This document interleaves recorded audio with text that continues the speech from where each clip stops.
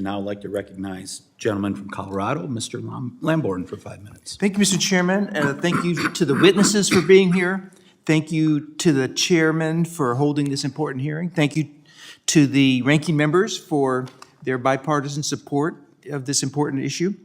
The testimony touches on several issues highlighting the effect on concessionaires who bring in $1.5 billion in revenue for the National Park Services annually. At the end of 2023, the final rule updating 36 CFR Part 51, the Commercial Visitor Services Concession Contracts, was issued. And while this is a great improvement towards the issue of the minimum franchise fee, I still have concerns about transparency within NPS.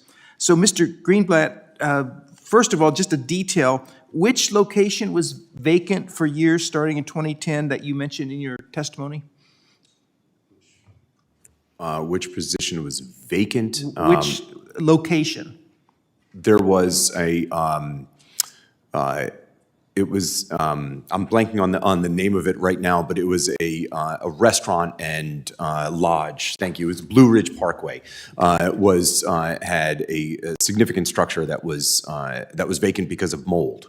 Okay, very good. And do you have any numbers on what revenue was lost from that facility, or if not, you could get that back to us? Sure, we can get back to you. I don't know that. I think that's probably an NPS question, Okay. but we can see whether there's any data on that. Thank you. And did either of you, your organizations, identify, or agencies, identify whether any of the current deferred backlog applies to concessionaire contractual maintenance requirements?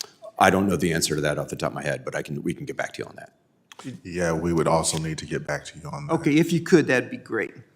Now, have either of you seen any evidence of using concessionaires to improve quality of life additions to visitor areas? In some cases, NPS's deferred maintenance backlog in visitor services facilities like campgrounds and visitor centers could impact adjacent concessionaire operations directly or indirectly.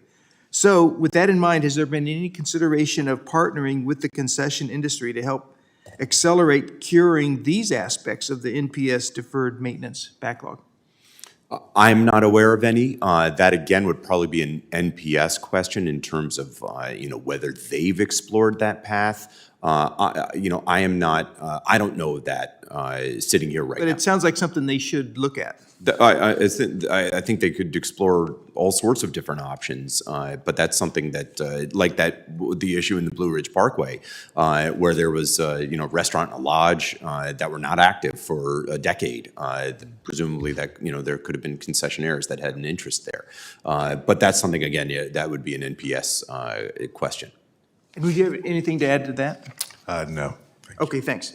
As Vice Chair of the Natural Resources Committees, I've heard many of the issues about NPS employee housing and the rundown nature of the infrastructure. Has the OIG or the GAO addressed or reviewed further utilizing public-private partnerships to provide support in some of the most important infrastructure to the parks? No, I know that has that's a significant part. Like going back to that Blue Ridge Parkway, one of the reasons why that situation was fixed is they ultimately went to private donations to get that situation remedied. So I think that is could be a robust avenue for some improvement there. But we have not looked at that as far as I know. Okay, and Mr. Greenblatt, would the minimum franchise fee have been a burden to solidifying contracts in certain places? We haven't looked at that, but I can look into our records to see whether we've explored that issue in the past. That's not coming to mind whether we've done any review on that in particular. Okay, with all those various things that you didn't have at your fingertips but could find, please provide that to the committee, and we would appreciate that. Absolutely. Thank you so much. Well, the Mr. gentleman yielded the balance Yes. of his time to me. Thank you very much.